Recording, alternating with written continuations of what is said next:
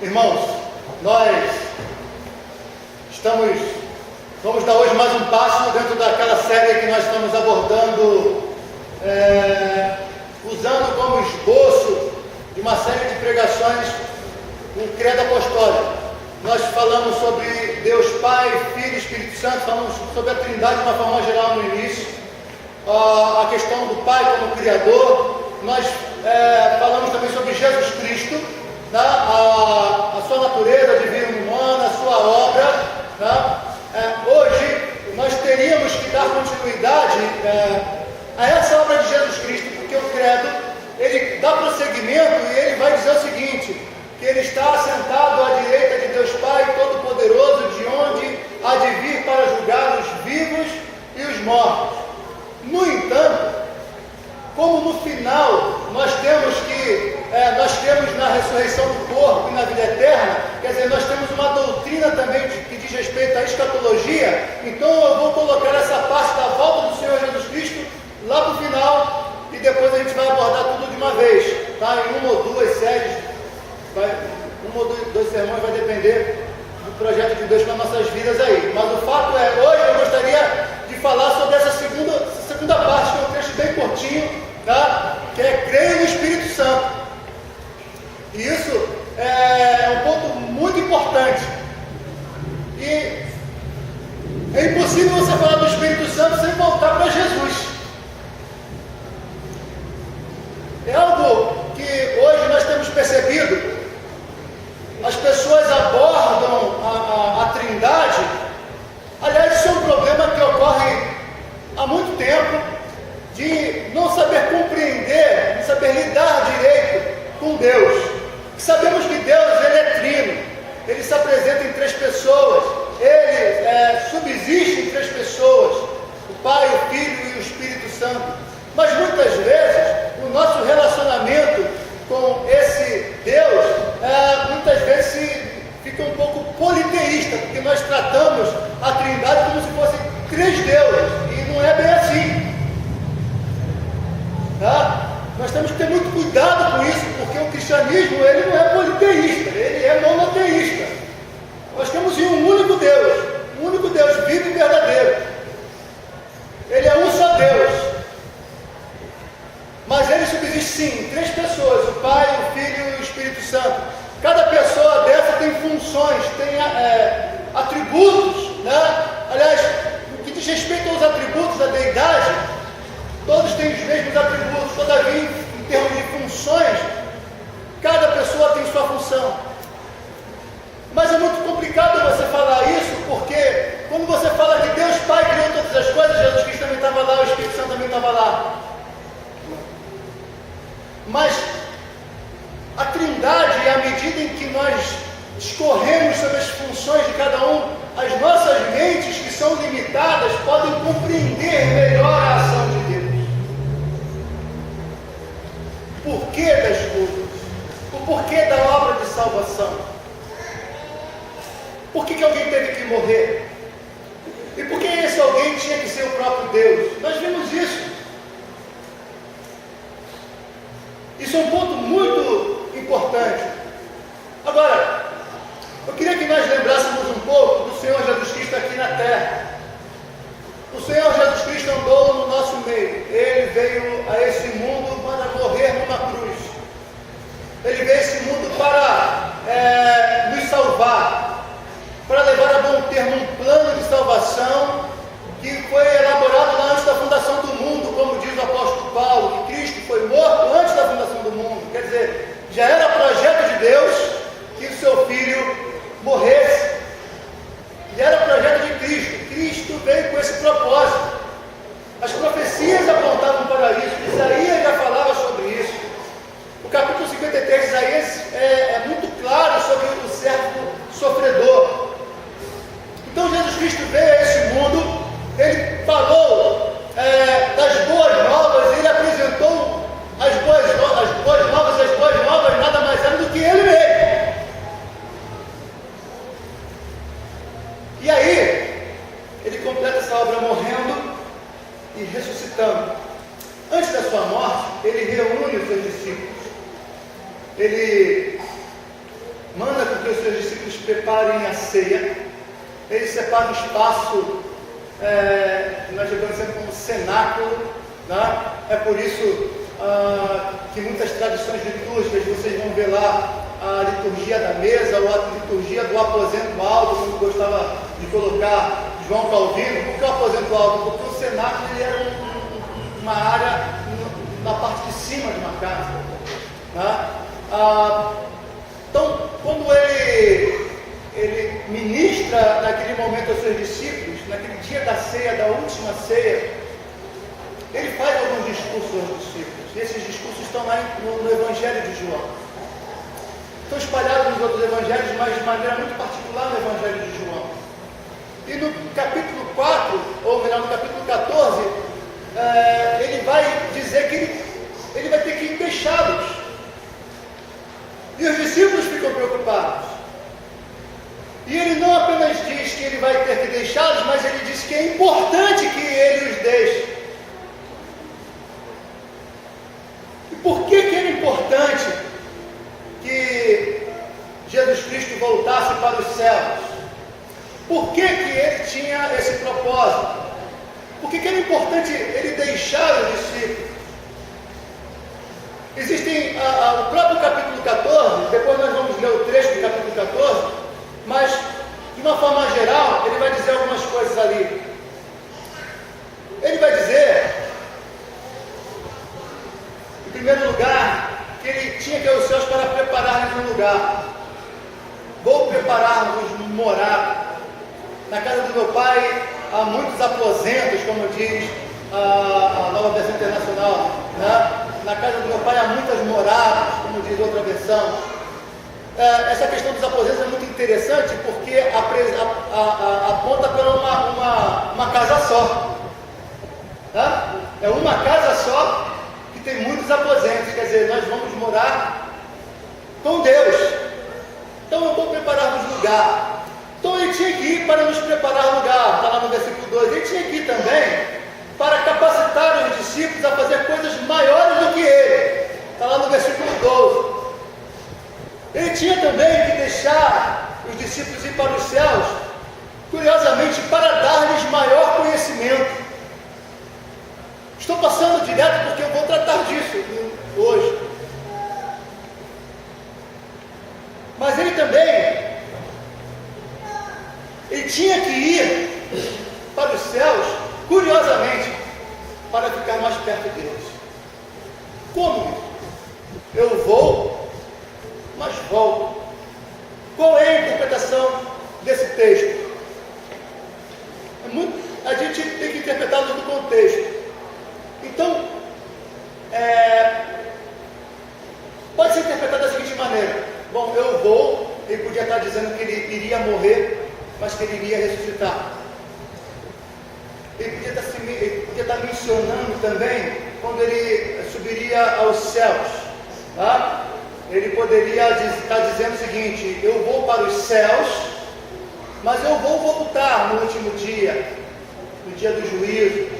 Ele podia estar tratando disso, mas o que me parece, à luz do contexto, é que ele estava se referindo ao Espírito Santo. Então João capítulo 14, 26 a 28 diz assim: mas aquele Consolador, o Espírito Santo, que o Pai enviará em meu nome, esse vos ensinará todas as coisas e vos fará lembrar de tudo quanto vos tenho dito. Deixo-vos a paz, a minha paz vos dou. Não vou-la dou como o mundo a dá. Não se turbe o vosso coração, nem se atemorize. Ouvistes que eu vos disse: vou e venho para vós. Se me amastes, certamente exultareis, porque eu disse: vou para o Pai, porque meu Pai é maior que eu. Vou e venho para vós. Ele coloca essa frase no contexto do envio do Espírito Santo, do envio do Consolador. No mesmo Evangelho de João, capítulo 16, os versículos de 1 a 16, diz assim: Tenho-vos dito estas coisas para que vos não escandalizeis. Expulsar-vos-ão das sinagogas. Vem mesma hora em que qualquer que vos matar, cuidará fazendo um serviço a Deus. E isso vos farão, porque não conhecem ao Pai, nem a mim. Mas tenho-vos dito isso, a fim de que, quando chegar aquela hora, vos lembreis que já vou tinha dito. E eu não vos disse isto desde o princípio, porque estava convosco. E agora vou para aquele que me enviou. E nenhum de vós me pergunta: para onde vais?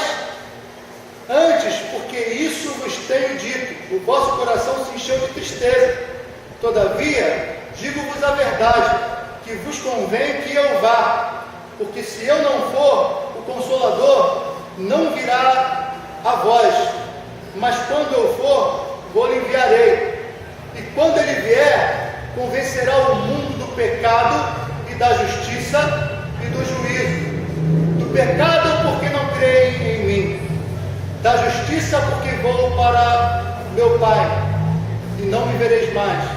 E do juízo, porque já o príncipe deste mundo está julgado.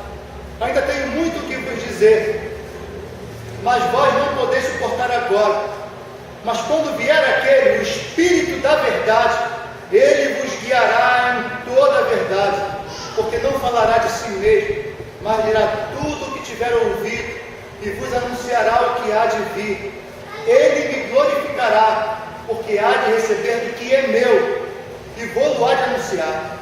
Tudo quanto o Pai tem é meu, por isso vos disse que há de receber do que é meu, e vou-lo há de anunciar. Um pouco e não me vereis, e outra vez um pouco e ver-me-eis, porquanto vou para o Pai. Queridos irmãos, o Consolador, segundo a nossa versão, o Conselheiro, segundo a versão internacional, o Auxiliador, segundo algumas tradições e traduções também, segundo a interpretação, por exemplo, do teólogo William Hendricks, tá? O Espírito Santo, Deus que está conosco. Isso faz com que o cristianismo se diferencie de tudo mais. De tudo mais. Espírito Santo, Deus que está conosco. Queridos irmãos, o que é que o Senhor Jesus Cristo estava dizendo aqui? Ele estava dizendo aos discípulos que ele estava indo, mas ele não deixaria seus discípulos sozinhos. Quer dizer, os discípulos estavam começando a compreender quem era Jesus. É claro que eles não tinham uma compreensão plena naquele momento, porque eles teriam uma compreensão plena quando o Senhor Jesus Cristo ressuscitasse, e mais plena ainda quando o Espírito Santo viesse sobre eles. Mas temos declarações, por exemplo, de Pedro: tu és o Cristo, o Filho do Deus vivo. E nós sabemos que essa palavra de Pedro não veio de Pedro tão somente, foi o Espírito que revelou isso, o Pai revelou de Jesus.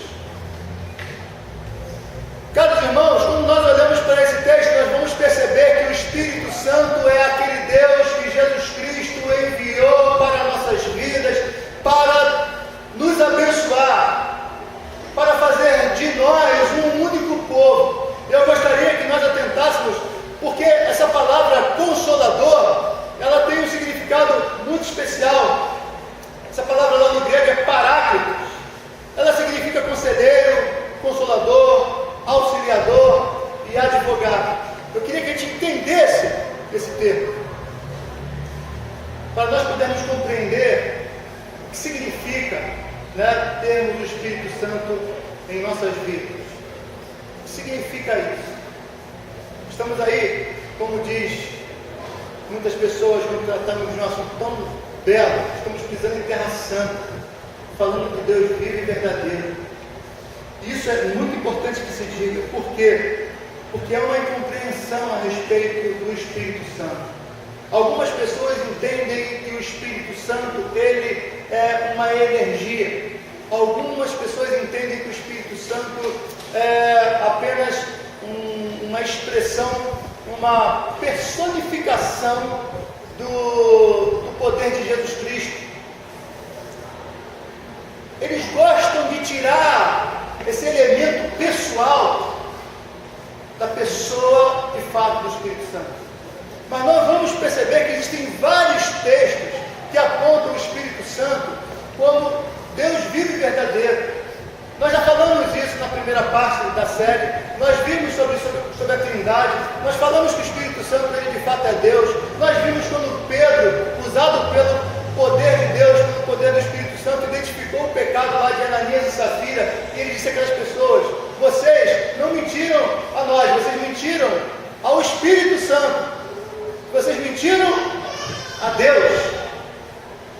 O Espírito Santo, ele dirige o povo de Deus lá em Atos dos Apóstolos, e ele vai dizer aos discípulos: não quero que você vá por aqui, não, quero que você vá por ali. O Espírito Santo diz: separa-me. O Espírito Santo orienta diretamente a igreja, de maneira muito interessante em Atos dos Apóstolos. O Espírito Santo, ele é apontado nas Escrituras Sagradas como sendo Deus com todos os atributos de Deus. Então, é algo que nós já tratamos, não gostaria de me delongar aqui. O fato é, o Espírito Santo, esse Deus vivo e verdadeiro, seria enviado pelo próprio Jesus Cristo. E ele seria o Paráclito, nosso conselheiro, consolador, auxiliador e advogado. Nós vamos ver aqui que Paráclito literalmente significa aquele que se põe ao lado. É importante que se entenda, né, que durante muitos anos, algumas pessoas interpretaram esse texto, interpretaram essa palavra como algo passivo, como se esse termo fizesse com que o Espírito Santo estivesse ao nosso serviço. Ele é o nosso auxiliador. No nosso cotidiano, quando você está numa empresa e você tem um auxiliar, o que ele está ali para você fazer? Para te ajudar, você está na liderança, essa pessoa vai te ajudar a fazer algo. Ele é o teu auxiliar. Quando uma pessoa é conselheira, né, na verdade, ela não é uma pessoa que está envolvida na obra. É uma pessoa que conhece o trabalho, mas não está envolvida no trabalho. Quem está envolvido é você. Mas você se utiliza desse conselheiro para poder pegar umas dicas, para você fazer o trabalho. E não é essa a perspectiva. O Espírito Santo, ele não é conselheiro dessa forma, tá? Ele também não é um auxiliador da forma como nós entendemos muitas vezes os auxiliares. Não, pelo contrário, tá? Ele é o consolador. Essa palavra também aponta para conforto, para consolo, né? É uma tradução correta. Todavia, quando a nova versão, quando a revista atualizada, a Bíblia, a revista atualizada, usa essa expressão consolador, ela meio que limita a obra do Espírito Santo. Ele tem essa função de consolar? Obviamente que tem, mas consolador, ela tem um significado que vai muito aquém, ou melhor, está muito aquém desses outros, de consolador, de conselheiro, de auxiliar, ou de advogado. Também é algo interessante, que esse ponto, na figura do conselheiro, ele é aquele que nos ensina, nos exorta, nos encoraja. Jesus Cristo enviou o Espírito Santo para isso. A palavra de Deus diz que ele coloca-se como advogado, mas também como amigo do acusado. O sentido mais forense, quer dizer, o sentido mais para advogado da forma como nós conhecemos, o sentido mais alã da palavra, está mais para Jesus. No texto de 1 João, no capítulo 2, quando vai dizer que Jesus é o nosso advogado diante do Pai. Porque Jesus Cristo morreu na cruz, ele pagou o preço que a justiça de Deus exigia, e hoje ele intercede por nós diante do Pai. Mas o advogado que se refere aqui ao Espírito Santo, não é propriamente o advogado nesse sentido forense, mas uma pessoa que está do lado do acusado, apoiando, dando força, falando para a gente que estávamos mortos de delitos e pecados, que estávamos conscientes da nossa própria condenação, dizendo o seguinte: olha, uma obra foi feita na sua vida, não se preocupe, isso foi pago.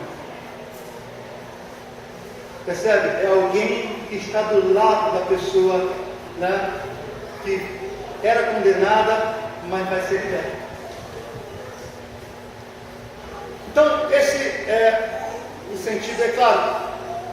O sentido ele pode se estender mais, dependendo do contexto, né? Mas sempre que a gente aponta para Paráclitos, na pessoa do Espírito Santo, né, ele não vai ser entendido como alguém que está a nosso serviço, apesar de ser auxiliador, advogado, consolador e conselheiro, muito longe disso, né? Então, por que essa doutrina é importante?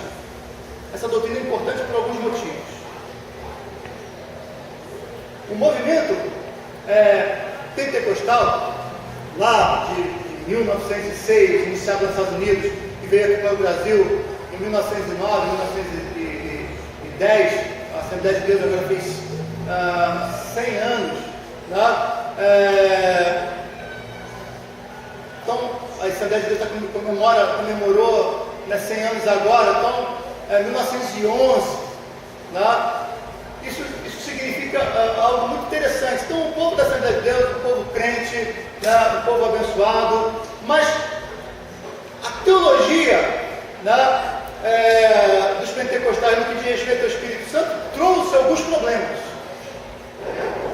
E quais foram os problemas? Primeiro, a descentralização da figura de Cristo. Jesus Cristo, ele é o centro, né, e deve ser o centro do cristianismo, mas a ação do movimento pentecostal e uma incompreensão da obra do Espírito Santo fez com que a igreja, né, e pentecostal, e influenciando as outras igrejas também, porque toda igreja que cresce muito, né, acaba influenciando as outras igrejas. Não está crescendo, nós precisamos, né, fazer o que eles estão fazendo. Então, muitas igrejas pentecostalizadas, né, muitas igrejas tradicionais. A própria Assembleia de Deus, ela nasce de uma divisão da igreja batista, né, por exemplo.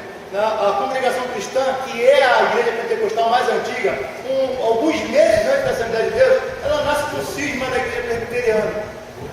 Então, esses movimentos pentecostais que ocorreram bem lá no início do século XX, tá? Eles começaram a influenciar e dar uma perspectiva meio torta a respeito do Espírito Santo. Por exemplo, aquela característica que eles tinham o seguinte: se você tomar certas atitudes, algumas atividades religiosas, algumas práticas religiosas certas, você vai ter o batismo do Espírito Santo. Como se o batismo do Espírito Santo estivesse desvinculado da conversão, como se conversão e batismo do Espírito Santo fossem duas coisas diferentes.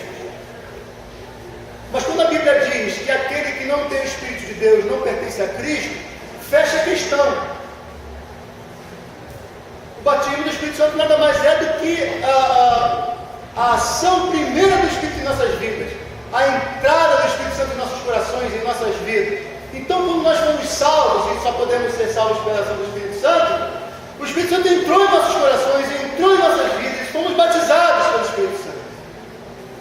O batismo com água nada mais é do que a representação da ação do Espírito Santo. Quando nós derramamos a água sobre a pessoa, a água simboliza o Espírito Santo,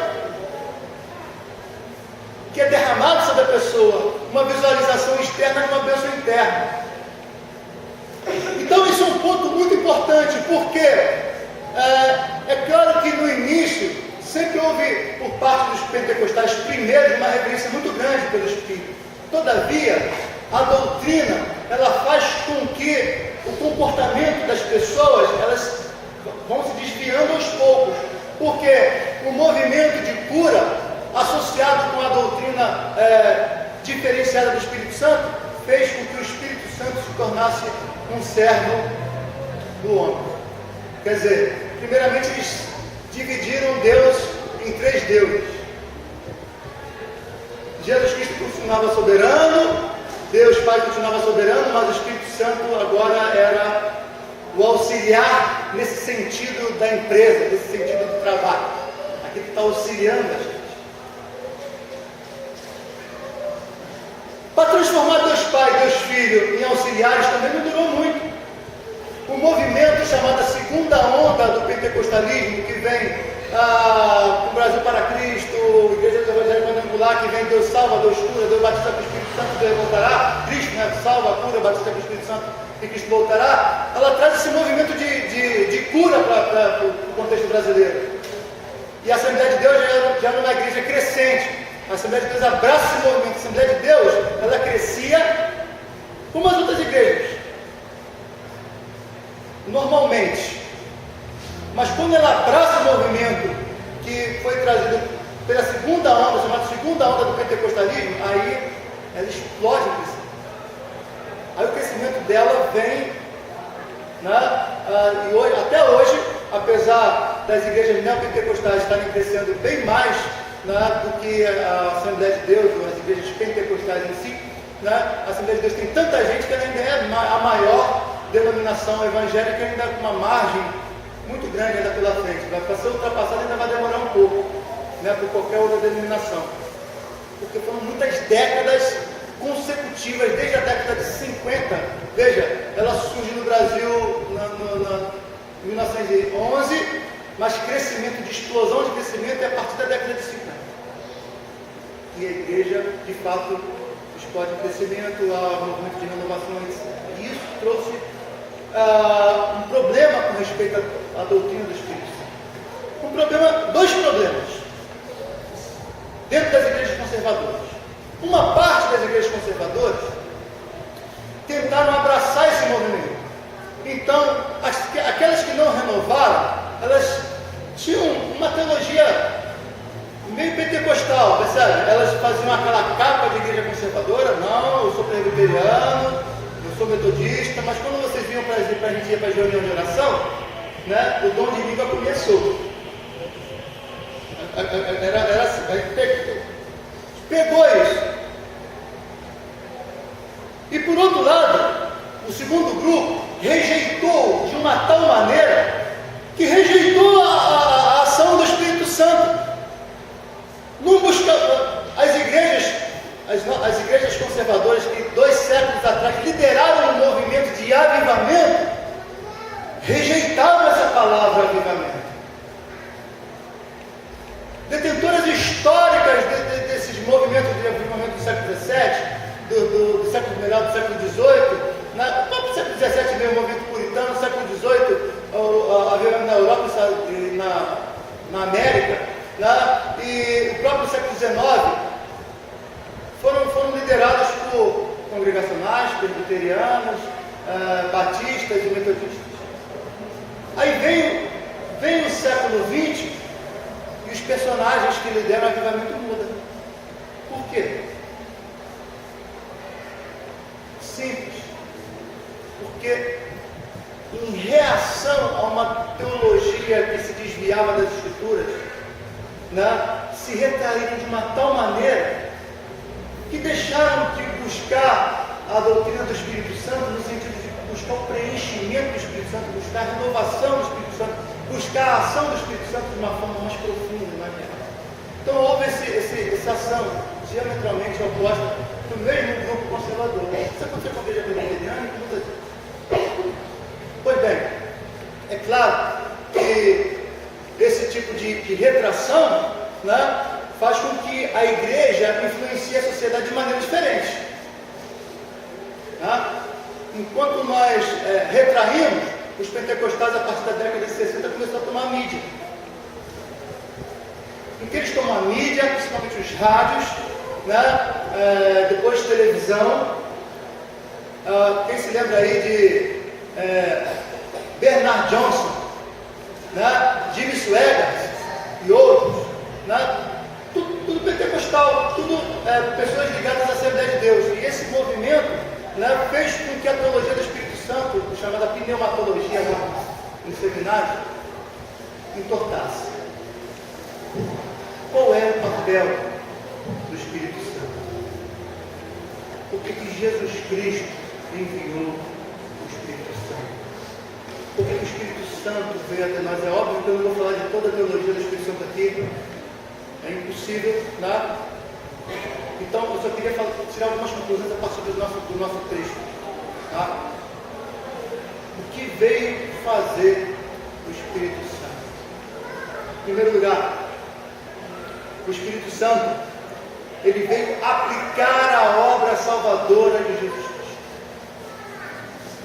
O Senhor Jesus Cristo, ele diz que vos envio outro Consolador. Esse outro Consolador, esse outro Consolador faz a mensagem de hoje. Esse outro Consolador faz a mensagem de hoje. Por quê? Quando ele fala de outro Consolador, quem é o primeiro? O próprio Jesus. Jesus é o primeiro Consolador, o primeiro Conselheiro. Percebe? É por isso que essa história do auxiliar, da forma negativa como a gente vê, não cabe ao Espírito Santo, porque Jesus Cristo não foi assim. Aquele conselheiro que está fora da obra, apenas dá conselho. Não, Jesus Cristo é o pastor que estava na frente das ovelhas. Ele ia na frente, as ovelhas iam atrás. Os seus discípulos iam atrás, ele mostrava o caminho. Ele estava junto. Então o Espírito Santo, ele é consolador, ele é conselheiro, ele é paráclito, como Cristo foi. E como Cristo é. Então, ele veio aplicar a obra de Jesus Cristo, a obra salvadora de Jesus Cristo. Então Jesus Cristo morreu na cruz há 2000 anos atrás. Como é que essa cruz lá do passado entra no seu coração hoje? Apenas pelo conhecimento intelectual histórico?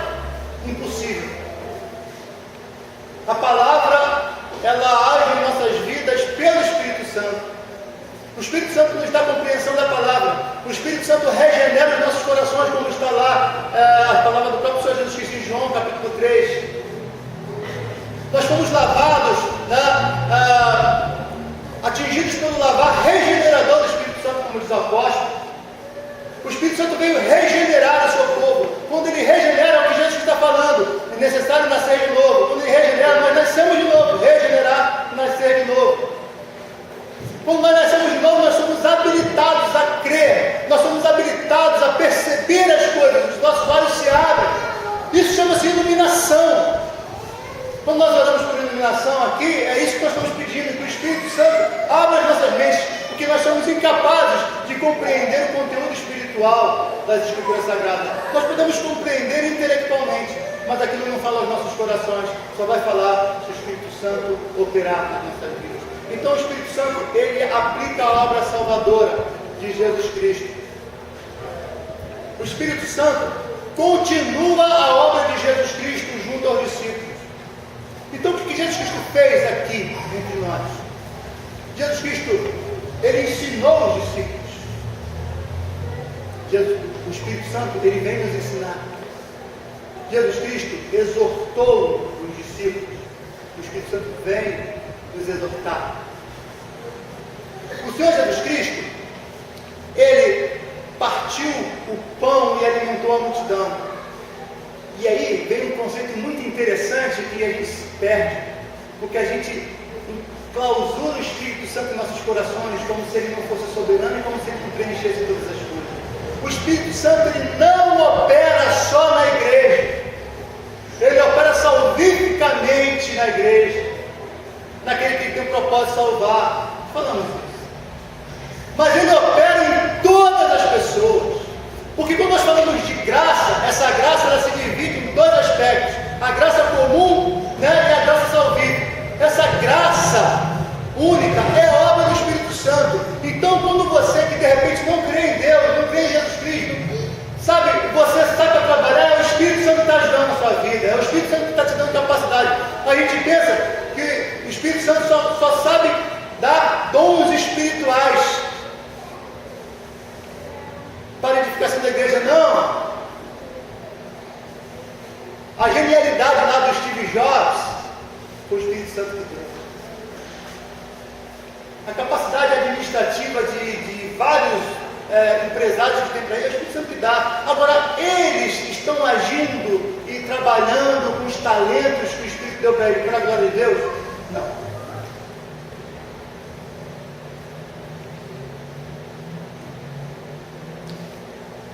É sério, não existe nenhum ser na face da terra que viva sem a ação de Deus.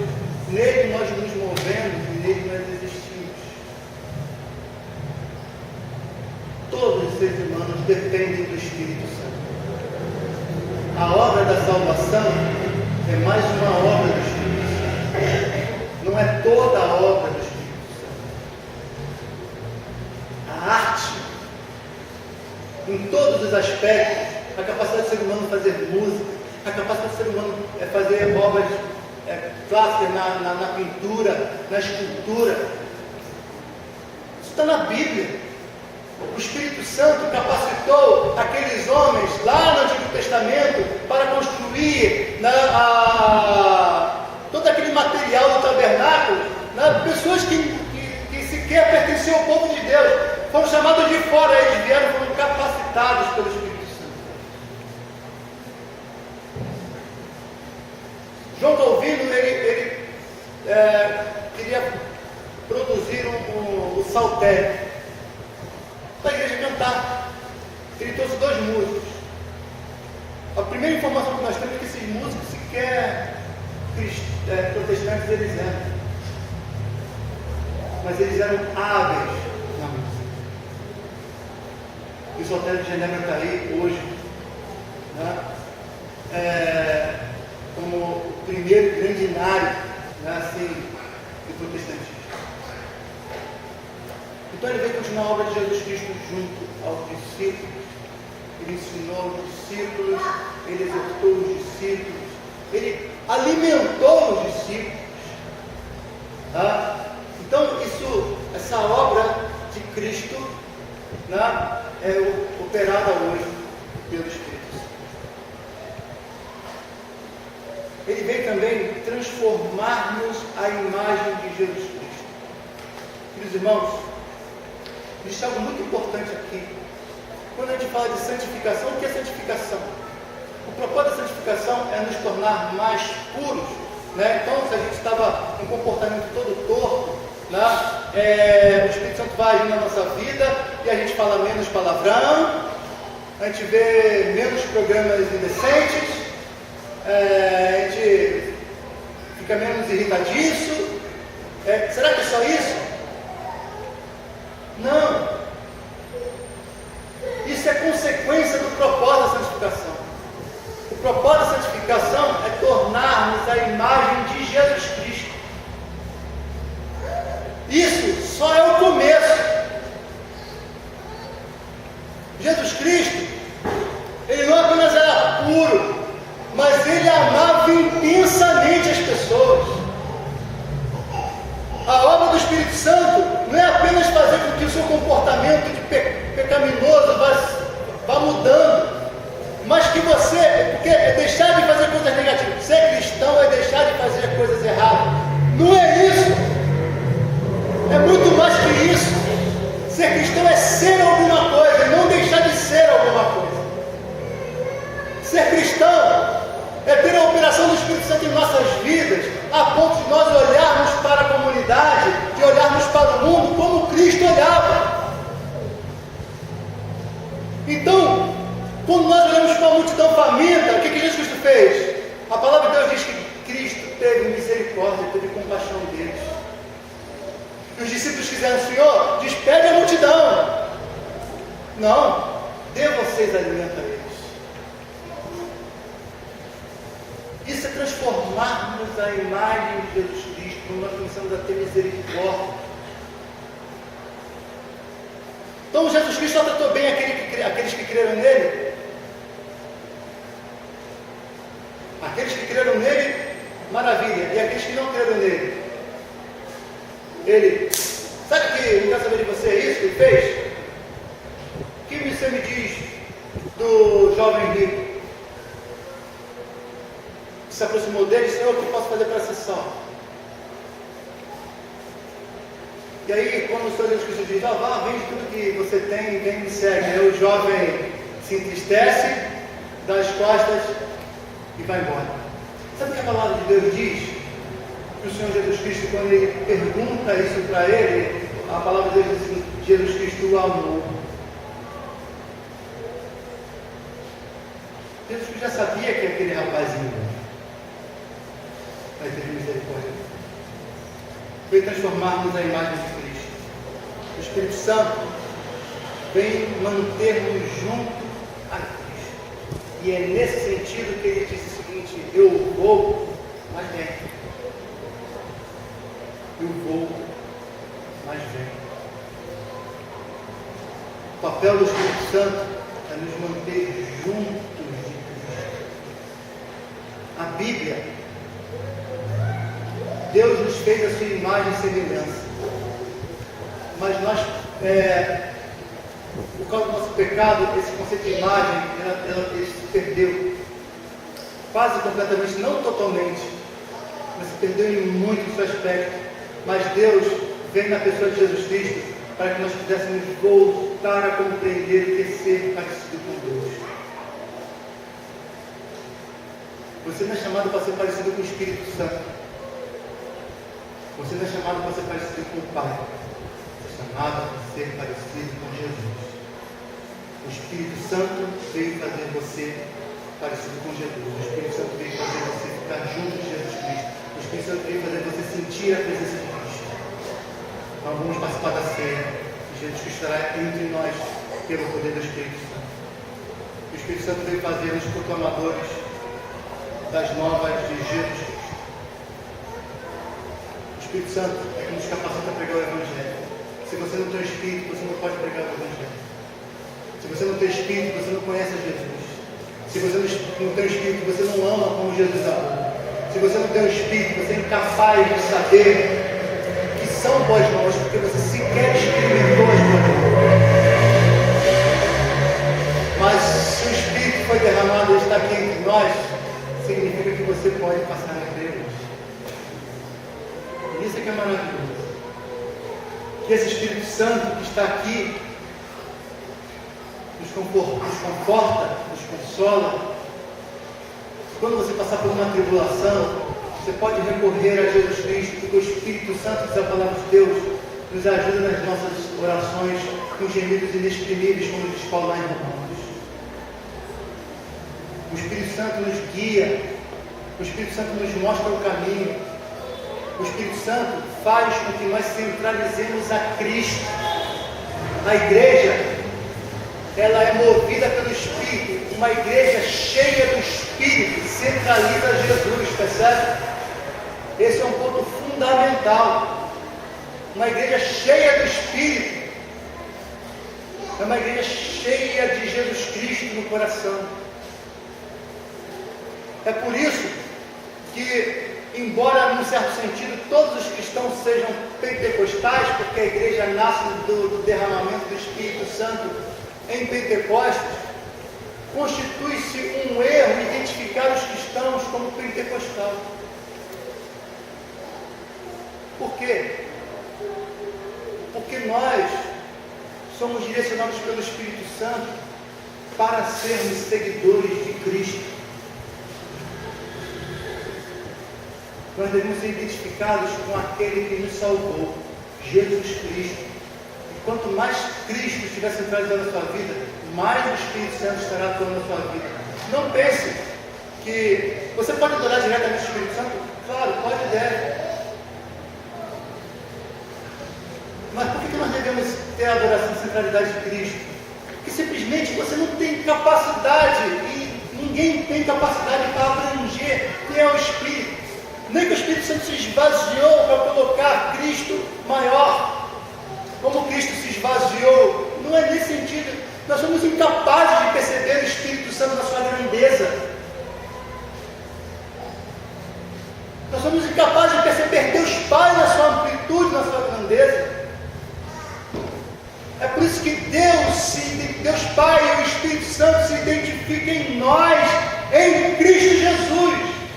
Se você quiser adorar o Deus vivo e verdadeiro, ore a Ele em nome de Cristo.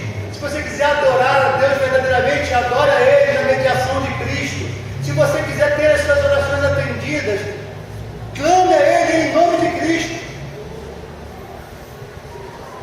O Espírito glorifica Cristo. Cristo diz isso, Ele vem e vai me glorificar. Porque eu estou no Pai, e o Pai está em mim, e o Espírito Santo estará em vós. estiver em vós, vocês estarão em mim e no Pai. E aí nós estaremos uns nos outros. E aí todas as diferenças acabam. Aí seremos um só povo. É por isso que a unidade da igreja é um milagre. É por isso que para a unidade da igreja nós precisamos do Espírito Santo. É por isso que nós somos incapazes de dizer que amamos a Jesus Cristo de fato de verdade, se não for pelo Espírito Santo. É impossível nós de fato compartilharmos as nossas dores, os nossos sofrimentos com o irmão, se o Espírito Santo não agir. Porque nós vivemos num mundo individualista, num mundo que não quer saber um dos outros. Nós queremos sim relacionamento via internet, nós queremos as redes. Por quê? Porque a gente conta aquilo que interessa. Qualquer coisa a gente desliga o computador. Mas nós gostamos dos condomínios fechados.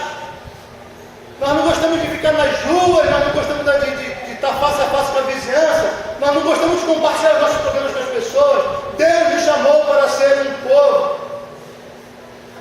É por isso que a divisão, é por isso que a pobreza demais, a gente rica demais, porque Deus criou o mundo para que fosse um só povo. E se o povo compreendesse isso, ele saberia, como diz o reverendo Daniel de manhã, ele saberia que aquilo que Deus me deu, eu devo compartilhar com os outros, porque Deus me deu para mim e para os outros.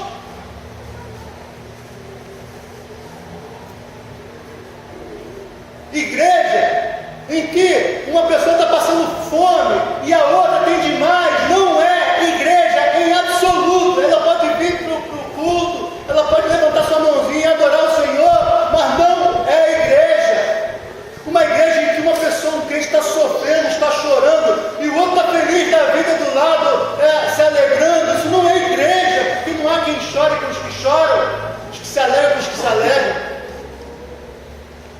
O Espírito Santo veio nos transformar à imagem de Cristo. O Espírito Santo nos torna um só povo. É o Espírito Santo que nos une. Nós não somos unidos pela instituição presbiteriana. Nós não somos unidos por uma denominação.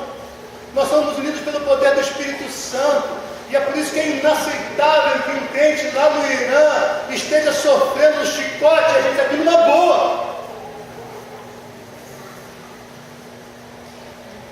Isso acontece lá fora.